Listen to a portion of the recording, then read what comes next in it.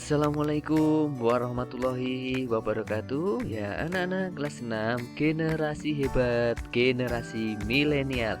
Kita bersama belajar kembali yaitu tema 6, subtema 3, masyarakat sejahtera, negara kuat.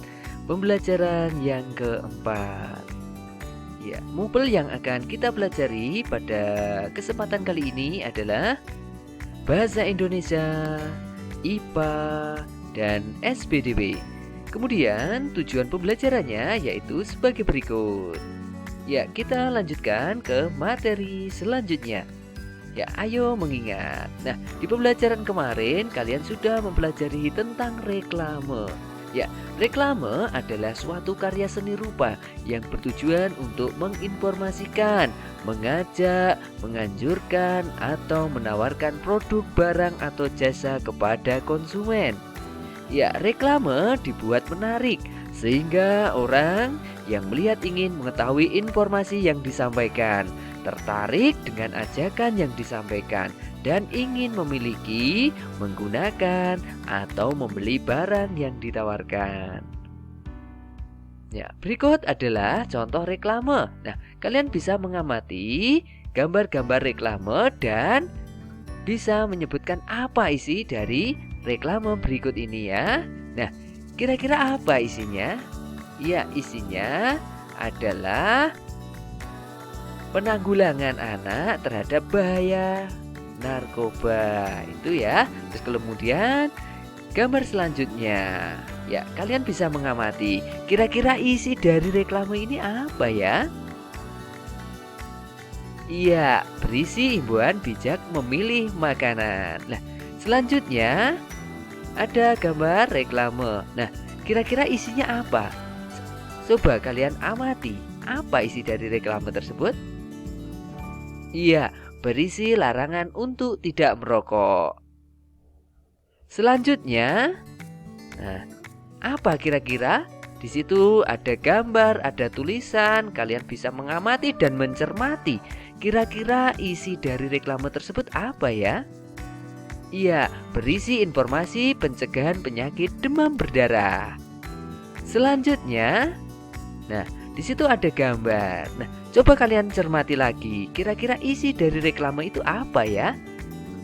Iya, betul sekali. Berisi ajakan lomba balita sejahtera pada suatu desa. Nah, kita lanjutkan. Ayo belajar. Baliho adalah jenis reklame yang berisi gambar atau tulisan menarik dan informatif dengan ukuran besar. Ditempatkan di tempat umum dan strategis menggunakan tiang besar dan kuat serta bersifat semi permanen. Baliho dapat berisi ajakan atau himbauan. Contohnya adalah baliho tentang ajakan atau himbauan melakukan budaya hidup sehat. Nah, kita lanjutkan. Nah, berikut adalah langkah-langkah dalam merancang baliho. 1. Tentukan tema baliho. 2. Pilihlah gambar yang menarik. 3. Gunakan kalimat yang singkat dan mudah dipahami. 4. Gunakan warna-warna yang terang untuk menarik perhatian. Nah, setelah kalian memahami dan belajar tentang baliho, tentunya kalian pasti bisa membuat baliho sederhana ya, menggunakan buku gambar kalian yaitu sketsa. Ya, kalian bisa membuat sketsanya. Nah, kita lanjut nanti. Nah, ini adalah contoh-contoh atau contoh baliho yang dipasang di tempat umum. Seperti itulah bentuk baliho yang dipasang di tempat umum. Iya, setelah kalian mempelajari tentang baliho, kemudian cobalah berlatih. Carilah gambar baliho, kemudian tempel pada kotak berikut. Nah, tentunya kalian harus mempersiapkan buku gambar atau buku tulis untuk menempel gambar baliho yang kalian dapatkan ya dari majalah ataupun dari koran. Ya, kemudian apa yang akan kamu tuliskan dan gambarkan jika kamu diminta membuat baliho sederhana tentang pemberitaan hidup sehat supaya sejahtera. Nah, setelah mempelajari langkah-langkah tentang pembuatan baliho tadi, tentunya kalian pasti bisa membuat sketsa baliho. Nah, yang ketiga, gambarkan rancangan baliho tentang pemberitaan hidup sehat supaya sejahtera. Kamu dapat mencari gambar-gambar di media cetak maupun internet untuk mendukung rancanganmu. Gambar-gambar dapat digunakan dengan cara teknik montase. Buatlah rancangannya pada selembar kertas. Nah, tentunya kalian harus bisa membuat. Setelah kalian selesai membuat, laporkanlah kepada bapak ibu guru kalian untuk dinilai. Tentunya kirimkan kepada grup kelas online kalian. Kita lanjutkan. Iya, ayo menulis ciri-ciri masa pubertas pada anak laki-laki dan ciri-ciri masa pubertas pada anak perempuan. Di pembelajaran sebelumnya, kalian sudah mempelajari tentang ciri-ciri pubertas anak laki-laki dan anak perempuan. Ayo kita ingat-ingat kembali tentang ciri-ciri masa pubertas. Iya, ciri-ciri masa pubertas laki-laki: badan bertambah tinggi, suara membesar, jakun mulai tumbuh, bahu bertambah lebar dan bidang, tumbuhnya rambut halus di ketiak dan alat kelamin. Kemudian pada perempuan, tumbuhnya rambut halus di ketiak dan alat kelamin, suara jadi melengking, payudara mulai tumbuh dan membesar, pinggul membesar. Nah, itulah tadi adalah ciri-ciri masa pubertas laki-laki dan perempuan.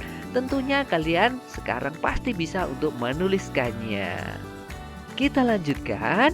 Berikut adalah beberapa cara untuk menjaga kesehatan tubuh laki-laki saat memasuki masa pubertas. Yang pertama, mandi secara teratur, minimal 2 kali sehari. Yang kedua, menggosok gigi minimal 2 kali sehari. Yang ketiga, menggunakan deodoran untuk mencegah bau badan. Yang keempat, mencuci rambut secara teratur minimal 2 hari sekali. Yang kelima, mencuci muka secara teratur menggunakan sabun muka untuk mencegah jerawat. Yang keenam, melakukan pola hidup bersih dan sehat. Nah, itulah tadi beberapa cara untuk menjaga kesehatan tubuh laki-laki saat memasuki masa pubertas. Nah, ayo membaca. Kalian harus membaca teks yang berjudul Upaya Peningkatan Kesejahteraan Masyarakat. Nah, silakan kalian baca secara cermat.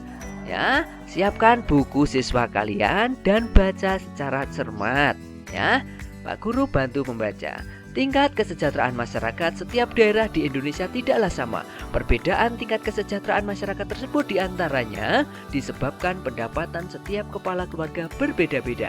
Selain itu, tingkat kesejahteraan masyarakat juga disebabkan oleh kemiskinan, letak geografis, globalisasi, lapangan kerja, kualitas masyarakat, dan persebaran penduduk. Pemerintah daerah dan pemerintah pusat untuk meningkatkan kesejahteraan masyarakat, salah satu upaya yang dapat dilakukan yaitu mengubah pembangunan yang berorientasi di kota besar menjadi pembangunan yang merata hingga ke pelosok desa. Pembangunan hendaknya dilakukan secara merata hingga ke desa maupun sampai pelosok desa. Pembangunan di kota besar hanya akan memicu urbanisasi. Masyarakat desa akan berbondong-bondong bekerja di kota. Akibatnya, masyarakat desa enggan melakukan usaha di desa, misalnya di sektor pertanian. Sektor pertanian memiliki ketahanan paling tinggi dalam menghadapi imbas berbagai krisis. Pedesaan dapat berperan penting dalam penyediaan pangan. Bahkan, pedesaan dapat menggerakkan ekonomi masyarakat karena kemampuannya menyerap tenaga kerja, khususnya di bidang pertanian. Dengan membangun pedesaan, kesejahteraan masyarakat di desa akan meningkat. Upaya lain untuk meningkatkan kesejahteraan yaitu dengan menyelenggarakan pelatihan untuk masyarakat desa. Sebagai contoh, pemerintah memberdayakan ibu-ibu PKK, yaitu Pembinaan Kesejahteraan Keluarga, untuk dilatih membatik. Ibu-ibu di desa diberikan pelatihan membatik dengan mendatangkan narasumber yang ahli dalam bidangnya. Mereka dilatih hingga mahir dalam membatik. Selanjutnya, mereka diberi pelatihan tentang manajemen usaha dan cara pemasaran produk. Pelatihan tersebut menjadi bekal yang cukup bagi ibu-ibu di desa untuk mandiri berkegiatan ekonomi. Dengan demikian, pelatihan membatik dapat melatih jiwa kewirausahaan dan mengurangi kemiskinan yang ada di Indonesia. Apakah judul bacaan di atas sesuai dengan isinya? Ayo, coba tuliskan tanggapanmu pada kolom berikut, ya. Kira-kira, apakah judul bacaan di atas sesuai dengan isinya? Nah, kalian bisa menuliskan tanggapanmu. Apakah bacaan itu sudah sesuai apa belum? Tentunya kalian simak baik-baik dalam buku siswa kalian dan tuliskan pada kolom yang tersedia. Siapkan buku tulis kalian. Nah, ternyata judul bacaan dengan isi bacaan sesuai karena bacaan berisi tentang upaya yang dilakukan demi peningkatan kesejahteraan masyarakat. Nah, berikut ada ya bacaan yang berjudul Sukseskan Gerakan Literasi di Masyarakat. Nah, kalian harus membaca bacaan berikut, kemudian cermati judul dan isi bacaannya. Apakah bacaan sudah sesuai ya? Judul sudah sesuai dengan isinya. Nah, kalian bisa tuliskan pada buku tulis kalian ya. Kemudian kalian bisa melaporkannya pada Bapak Ibu guru kalian untuk dinilai. Ya, kita lanjutkan. Ayo renungkan. Apa yang sudah kamu pelajari hari ini? Apakah kamu senang saat melakukan kegiatan pada hari ini? Apa alasannya? Coba tuliskan hasil renunganmu pada kotak berikut ya. Kalian bisa menuliskannya. Setelah selesai, kalian bisa mengirimkan pada grup kelas kalian. Kerjasama dengan orang tua. Bersama orang tuamu, lakukanlah pengamatan pada saudara-saudaramu ya, minimal 2 orang saudara yang sedang masa pubertas. Jika kamu perempuan, amatilah saudara-saudaramu yang perempuan bersama ibumu. Jika kamu laki-laki, amatilah saudara-saudaramu yang laki-laki bersama ayahmu.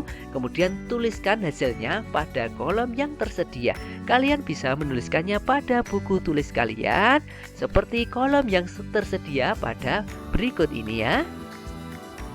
Ya, tetap semangat belajar anak-anak kelas 6 ya. Terima kasih. Wassalamualaikum warahmatullahi wabarakatuh.